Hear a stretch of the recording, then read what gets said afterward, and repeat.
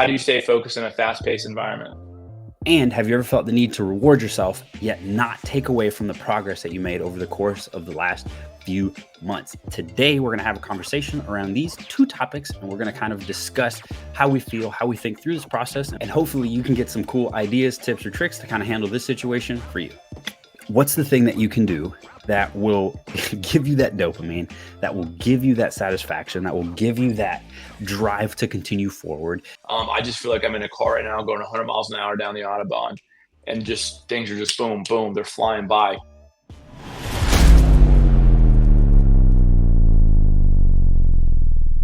In terms of focus, when you say drag, what do you mean by drag?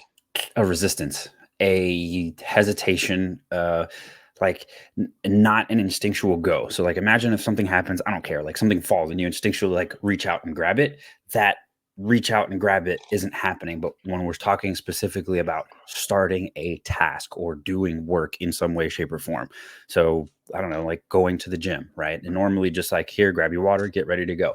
I find myself sitting around for an extra 5-10 minutes, taking longer to get ready, just like literally just taking longer to do the stuff. Do you think it's just due to your energy levels right now in terms of like, let's just call it the battery, right? Or do you feel fine from an energy perspective? Do you feel like things are going super fast right now, so you're not able to dial in? Or do you think the hesitancy just comes from just a lot going on, internally and externally, that's delaying your decision making? I wouldn't say internal, external. I would probably say the only thing that's really different is just rest. So school started again. So normally for the last, I don't know, 3 months or so during summer, I've been waking up around 7, sometimes a little bit closer to 8. And then since school started, I got to wake up and take Ezra to school. So I'm up at 6, right? So I've had about an hour to 2 hours less of sleep per day per week. So probably that would be the only real thing because over the last couple weeks, honestly, haven't eaten a lot of sugar, haven't drank a lot of stuff, haven't been doing a bunch of anything to make me feel bad in any way, shape, or form. So overall, outside of rest, that's pretty much been it. And honestly, even from an energy level, I have energy throughout the day. And it's not that it's not there, but that's the one thing that I know that's like slightly different that I can't really account for. That's fair. For me right now, in a focus point, dude, I just feel like things are moving by so quickly. Um, I feel like my ability to make decisions quickly are Mhm. there. Like in terms of focus, I'm not hesitating in that regard. Like I'm going with the flow, but I do feel like there's a minimal margin of error that can be made, right? Just because everything is driving by so fast, for sure. Right? And it's not in a Okay. bad way. I don't feel it negatively. I just feel like I'm in a car right now going 100 miles an hour down the Autobahn, and just things are just boom, boom. They're flying by quickly as hell, dude. So it just makes it hard to stay present in that time Yeah. because things are moving so quickly. So when you get that ability to calm down and stay focused on something, whether it's your breathing, whether it's, you personally, in an exercise perspective, um, I can't find a pause button, where I can slow down and just walk for a second as of late, right? So again, no negative vibes attached to it, man. But I can tell you right now, like to your point, I'm finding little areas that I can sit there 10 or 15 minutes before I go to the gym or before I work out or before I go out and do something differently. Whether I'm riding the motorcycle, doing some work around the house or doing something at work, like I'm finding those little 5 or 10 minute, moments to where I can take a break mentally, but that's it. What's happening for me is like I'm not able to dial into that workout, right? For an hour hardcore. I'm not able to dial into that body of work hardcore, almost because I'm just having to make decisions on the fly, dude.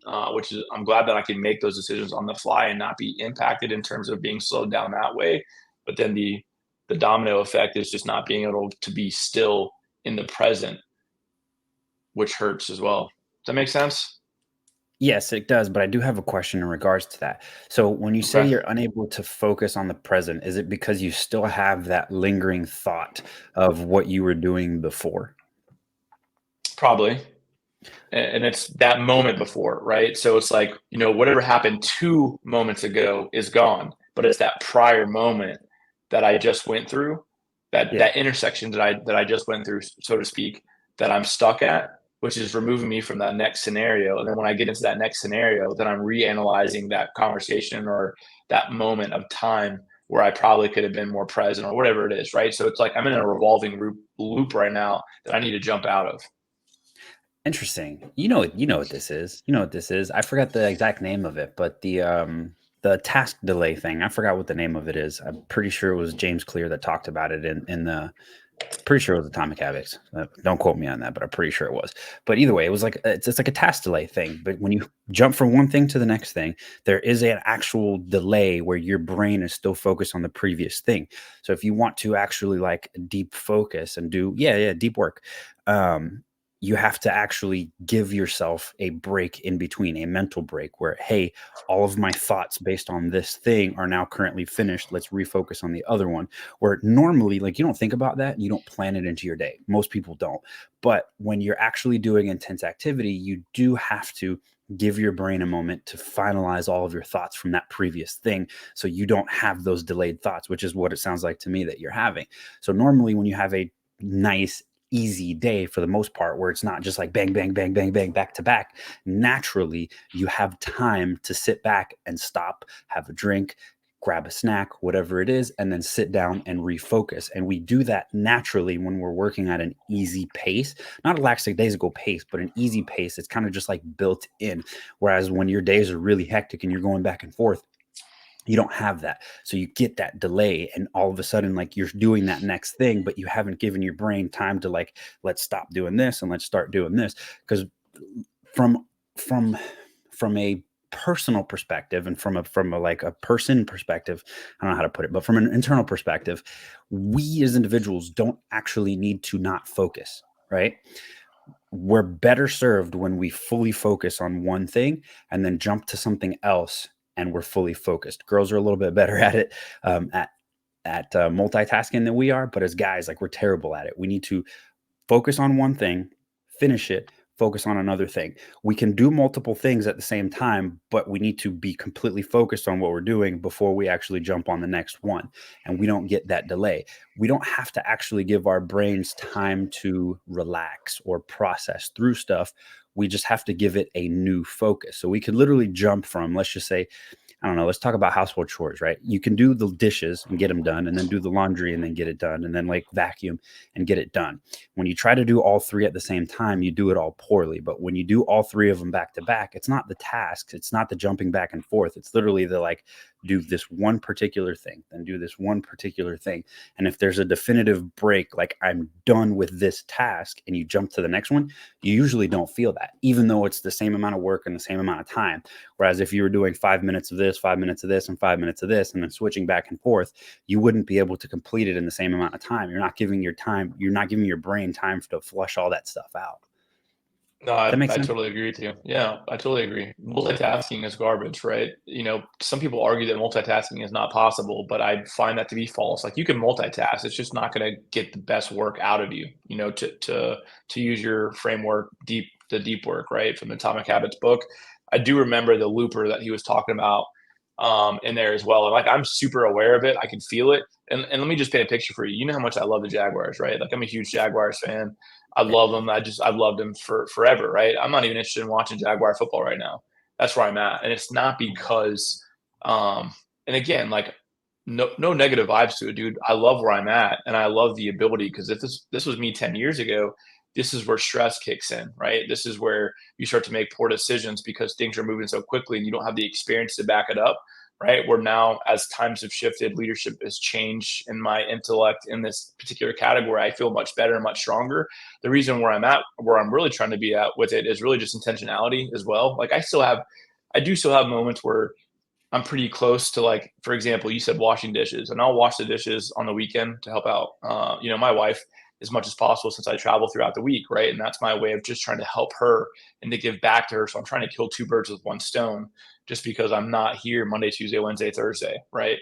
So, but then while I'm washing dishes, I'm also, trying to take advantage of that time talking to the girls while they're in the other room, right? Because one's playing guitar, one's drawing, whatever it may be. So I'm trying to leverage that as an area of opportunity. And that's probably a part of the problem, is that I'm trying to be super intentional with my time, and it's it's probably creating a little bit of an overload, which is where I've kind of come to it, and it's kind of breaking my hesitation, so to speak.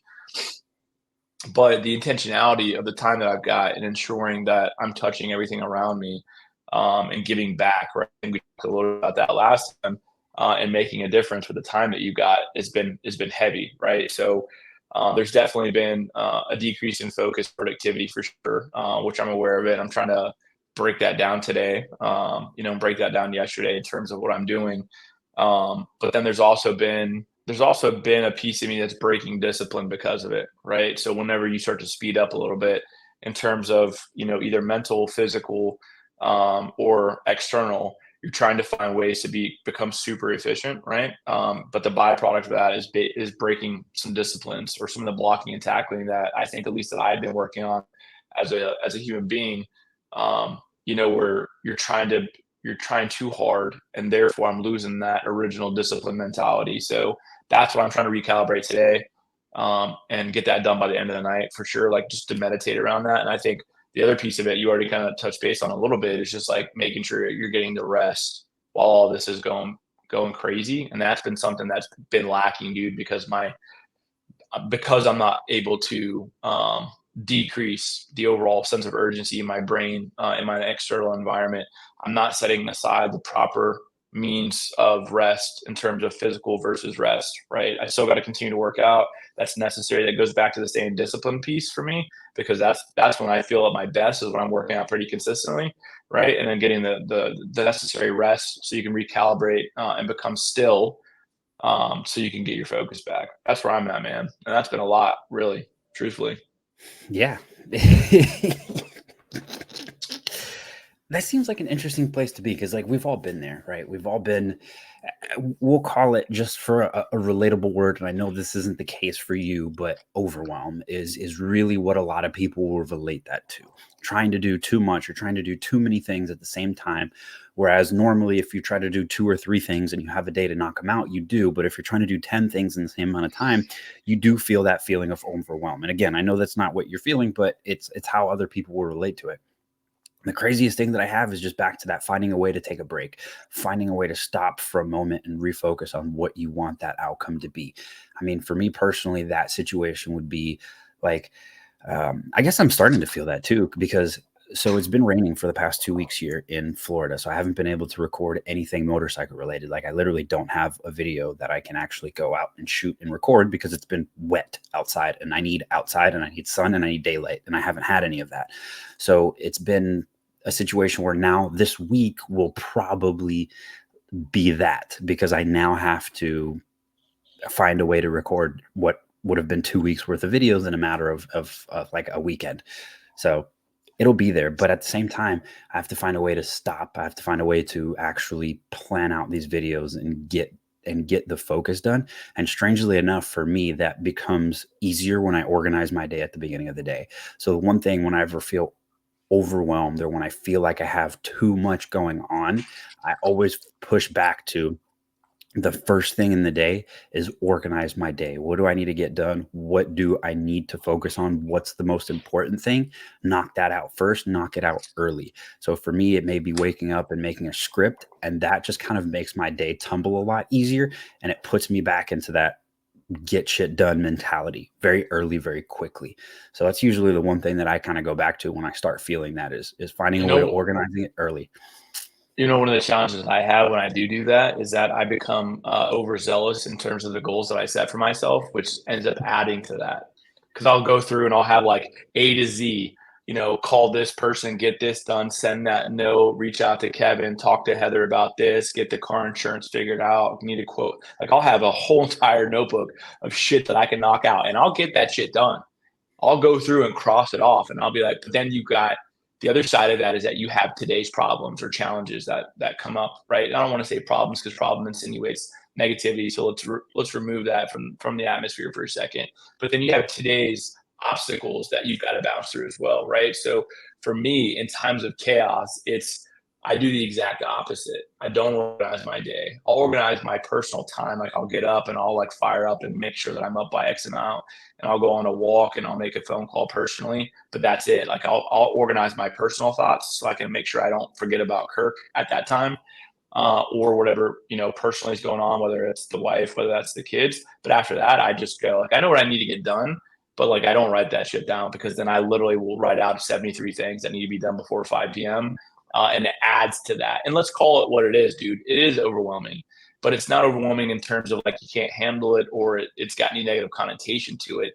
It's, to me, this is what I signed up for. This is what I love about life. I love this. I love this atmosphere. I love this pace of work, right? And I've gotten better at it over the time.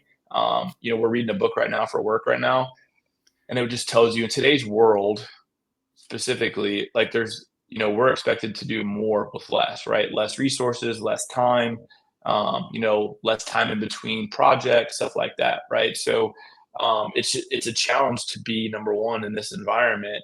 But this is what continues to define champions, right? And I accept that. I love that. So just for those of you that are out there, man, and I think I said this quote last time, but I'll say it again. It's like, people want to grow, but they don't like the rain. So like the rain is necessary, So when I think about that, I'm in a good spot with all of that. I'm just trying to make sure that I'm super calibrated, and I don't lose all of the things that I built for 12 to 18 months specifically, right? And that goes back to that whole guide versus guru comment that we were discussing, from that previous podcast, is that I don't think that any of us are going to be a guru through any of these conversations, no matter how well versed you are. Like I think Tony Robbins still struggles and has those conversations with himself. He needs them. Like, people who go through that type of shit personally are the ones that are able to make the biggest difference in the world in whatever category that they're trained for, right? So in terms of Tony Robbins and like Jocko Willink, all these people that we've talked about previously, those dudes are still going through that, and that's okay. And that's what makes it all of this better, is that no matter what, nobody's got it all figured out, dude, because you just continue to level up to the next level of pain, suffering, or obstacle that's in front of you. And it's just a way to continue to stay sharp and stay tested. So I'm happy with where I'm at overall.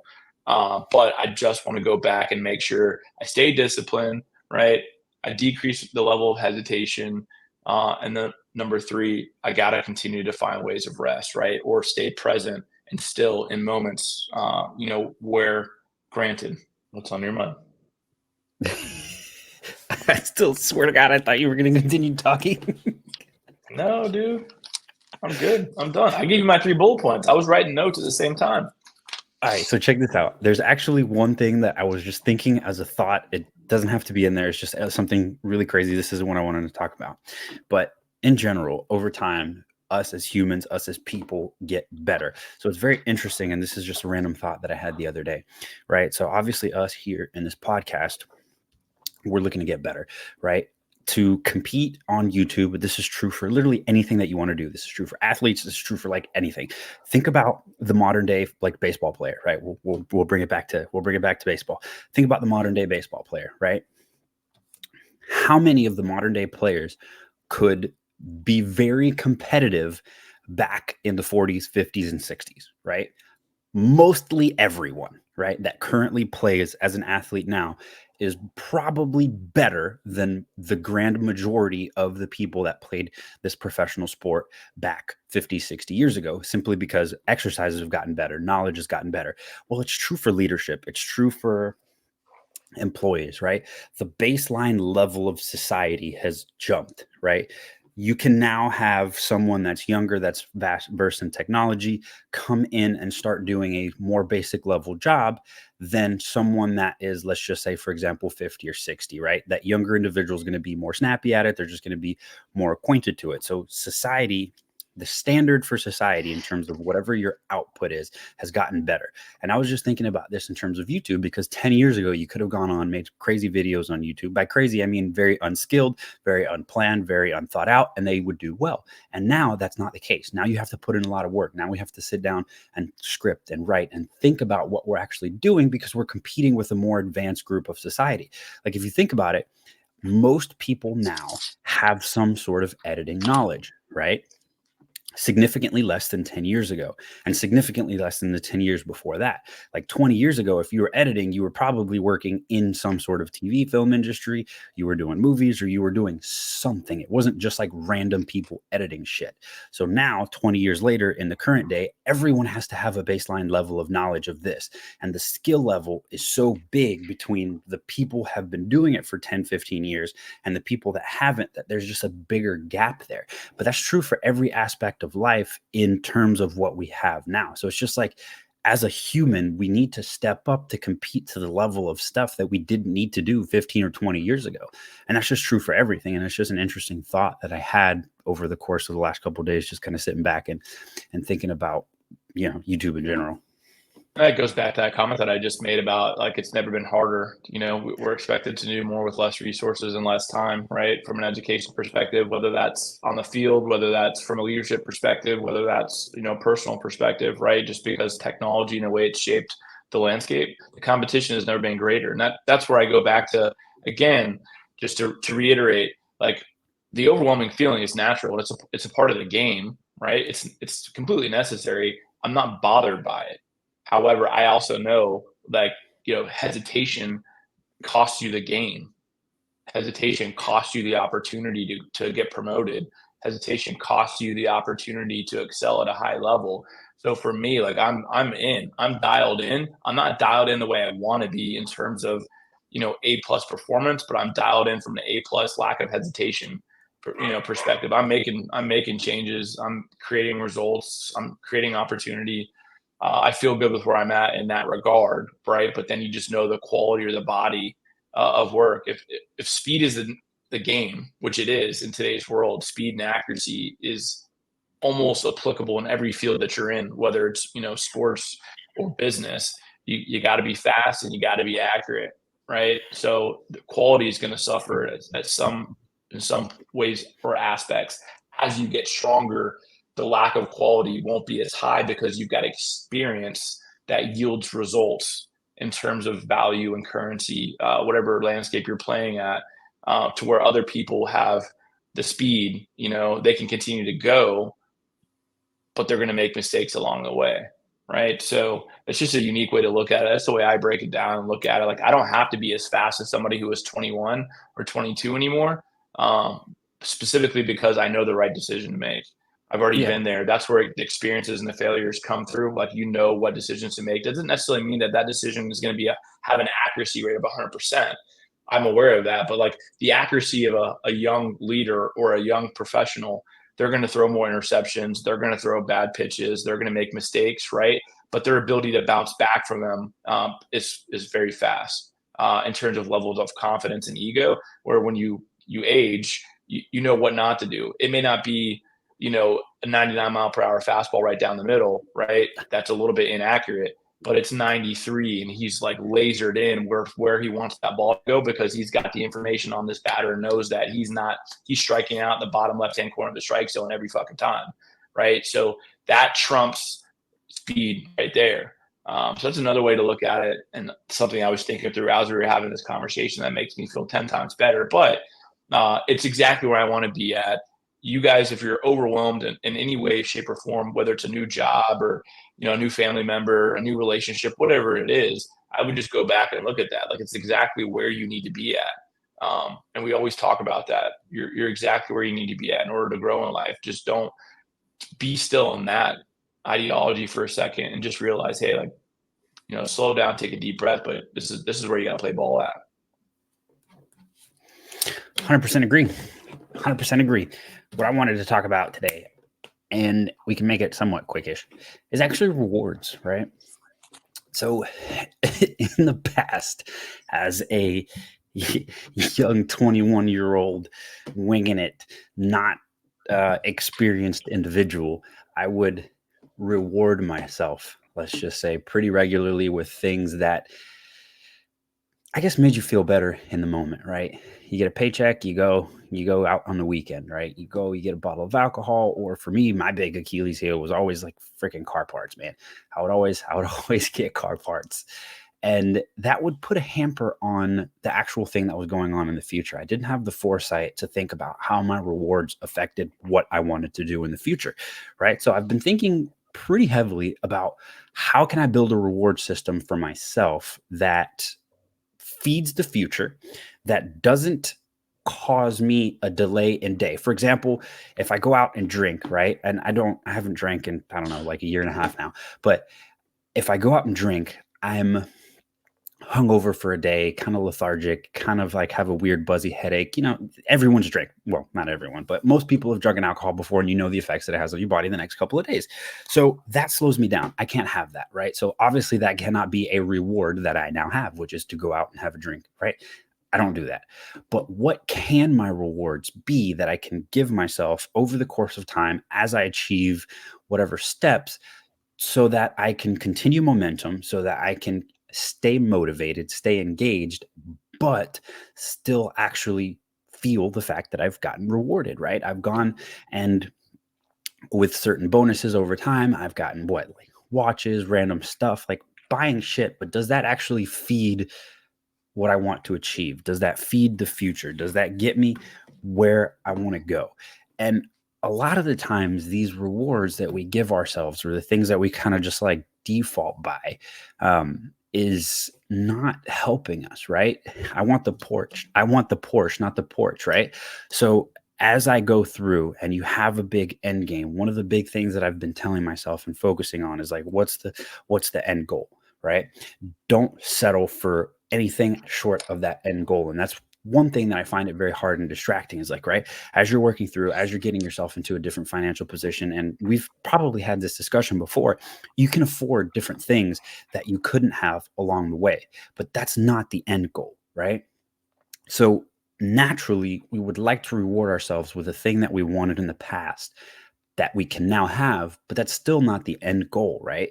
So that reward itself will now cost us progress towards the big goal, monetarily speaking, and it's not as satisfying because it's not the big goal, right? And I guess let's just say a car, for example, is really the big thing that's kind of been on my mind, but it's Why has it been on your mind though? well, Walk I'm me in the through process that. of like Have you debated buying a new car that you're like, I really want to buy this car, but it's not the right time to buy what I want to buy, no, or what? no, no, no, no. That's what framed it in my mind. I don't have the means to get the fucking dream car right now, right? But I'm trying to relate that to an actual car Okay, because it's what kind of brought up the situation. got you. But the thing for me is like, how satisfying would it be to get less than what you want, right? And then I've been sitting down and actually thinking about a couple of questions that I can ask myself and just make sure that the rewards that I'm giving myself in certain situations are building. Like I said, the car is just like the framework, the easy thing to understand because it's something that I've always wanted in the past. I've always wanted something to do with performance, going fast. Like I enjoy engines, I enjoy automotive stuff. So that's the easy like thing that I personally want. But there's actually more than that. So how do I get structured in such a way that I actually give myself a reward and enjoy it and have that build momentum, right? Because, for example, like right now, I can get myself a better camera and that would be a reward and it will also build momentum, right? Because now I can get better quality videos on the face videos that I have. It doesn't have that bubbly like GoPro look. So that is a reward that is financially not crazy, not going to deter me from anything, but it is something that will actually build momentum, keep me eager to continue on the path that I am. So overall, that would be a good reward. For example, the car thing right now would be a not very good reward. Why? Because financially, it's going to take some money. It's not going to build me in the direction that I want to go in any way, shape, or form. And it's just something that, yes, I will enjoy, but it's going to deter from everything else because financially, it's going to take money that I could use to buy a better camera or props or do other things. It's also going to put me in a situation where it's not the full goal, right? It's not the big dream thing. So it's a step, but it's not the step. So it's been very interesting to kind of sit back and think through what do I want that will actually build me in the correct direction, that will keep me going and will not distract me. Because a lot of the stuff that I wanted in the past, I can't say that I don't want them. as things, right? But they're not where I want to go. So I've been like battling my prior self in the sense of like the things that I wanted were not focused. They were just random desires, right? How do I now want stuff that is focused and purposeful towards my goal? And what are those things? I'm only going to Go play ahead. devil's advocate for 30 seconds Go for it. because I know what you're going to say, and I know where your mind's at. So I'm not looking to change your mind or change your mindset. However, I'm what I'd avoiding also it. say, just think about our last conversation. People Yeah. unexpectedly move on, right? So you've got to find a way to balance the reward that allows you to chase your dreams and allows that to build into your dreams and your goals that you've got for yourself. But you also have to have a quality of life right now because you don't know how long you've got. You don't know if you're going to be here for 10 more years, 5 more years. You don't know. I mean, how many, I don't know if you know anybody, but there's a lot of people that I've interacted with in my career who have had goals for themselves, wanted to retire by 40, just like all of us, and had an unexpected medical claim, had an unexpected death in the family, had an unexpected tragedy where they had to go out and they had to get another job making more money because it wiped out their savings that they had and they had built that savings for 10, 20 years. Um, and thank God they had it, right? But Yeah. you also got to look at like you just don't know how much time you've got. So you've got to make sure that how you're rewarding yourself is still conducive to create desire, keep you motivated, keep you on track, but also still enjoy the time, enjoy the present.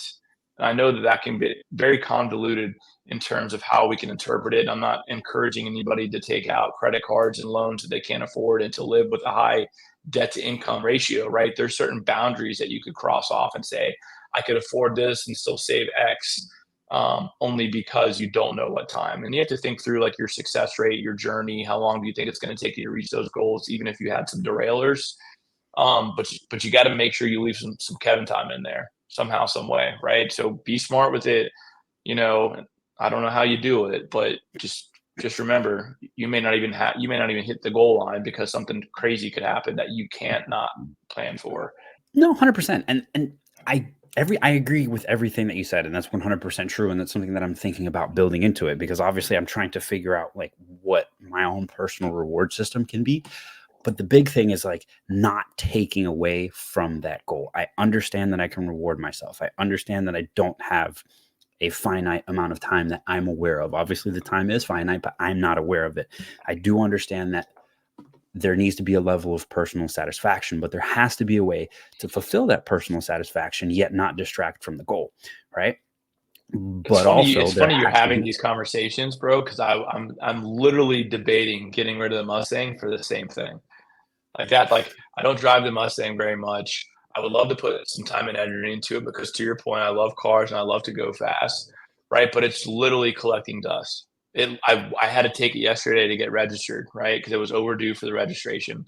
I put less than 2,000 miles on it in a year, and then I'm walking to the car to take it to the shop so I can get the inspection done. And there was a layer of dust on it. And do you remember where we were at 15 years ago when I was buying a 1990 Honda Accord, dropping the H motor in there, didn't run, it was terrible, just because I was so just trying to become a part of the car scene and to enjoy what I liked. I liked cars, and I've always wanted to have a nice car that I could drive fast, right? And same thing. Now I'm at a point where I'm like, this is not conducive. It's not congruent with my future goals, and it's just sitting there and I'm 50-50 on the line right now because I drove it yesterday to the inspection. And I had some fun driving. I'm like, God, it's gonna break my heart. But the other side of it's just like, dude, 2,000 miles a year. so I can feed off of that to a certain extent because obviously like 3 or 4 years ago I sold the hatch that I had and that was my my thing for the cars, right? But it's interesting because I don't care to have something fast. I don't care to have something sporty as a car. Obviously, I got the motorcycles and that kind of serves that, right? And I use those. It builds towards what I want to do. Like the motorcycles are completely more in line with what I'm doing. So me getting a sport-ish car is completely like unreasonable for me at the point, which is why it's not part of the conversation. However, for your situation, I don't think it deters from anything, right? Yes. Do you use it a lot? Not at all. but it doesn't deter, right? It's not like you're giving the car time or it's costing you time. For example, if this was a Fox body Mustang that needed work, then it would potentially be taking away time from you. But the fact that it's newer means you're not maintaining it, you're not doing stuff. I'm not trying to advocate for you to keep it, but it's not deterring anything outside of the financial cost of having the physical car. So even those 2,000 miles are worth it in a certain sense if you can actually take it for a weekend drive and enjoy it, because there's not a lot of maintenance costs, there's not a lot of extra deterrent stuff. Like for me, the reason I cannot have a like project type car is because it will distract me. 100% it will distract me. It will take money, it will take time. It will deter from everything else that I'm trying to do. It won't add to it. Hence why the reason I had that as a kind of conversation, because I finally made the realization like that's not what I need right now. That's not what I want right now. I need something that's going to build. It'll allow me to relax. I need something to enjoy on a day-to-day basis, but it can't distract. Like it literally cannot distract, because now I'm Right. wasting time that I could think about potentially writing scripts, or it's going to take a day away. And a day doesn't seem like a lot, but it seems like a lot when you're on a schedule, right? When I have to upload, or I don't have to, but when I upload something on a specific day, like for example, us having this conversation every other Sunday, if you have something that takes away your Sunday, that's a big distraction because it's costing you this, for example, right? So if you have something that needs something Monday through Friday when you're at work, it's costing you a work day. It has a big cost associated to it. And right now, your vehicle doesn't do that.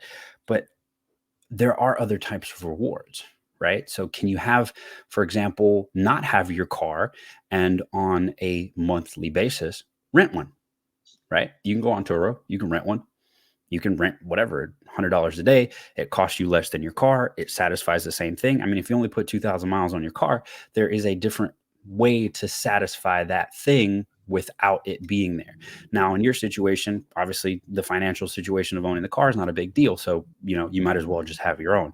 But if someone else is in a different boat where they don't have the car, they can't afford the payment, but they want to satisfy, just fucking rent one, right? $100 a day, maybe once or twice a year. You're perfectly happy with that. But That's a rewards. good point. Yeah, that's a good point, What man. Just what's the thing that you can do that will give you that dopamine, that will give you that satisfaction, that will give you that drive to continue forward? Is it something that's going to help you build in your career? Is it something that's going to help you build a skill? Like, for example, for me personally, like having a car payment versus having a course that will help me script and make better videos would probably be more beneficial, right? It's not as fun per se, but that's not what I'm going for, right? Now's the time to build. Now's the time to grow. What's going to help me get in that direction? So I have to think about my rewards in that way. I have to think about what I do with my time and attention. And I have to think about, honestly, all of the secondary effects that whatever that reward is.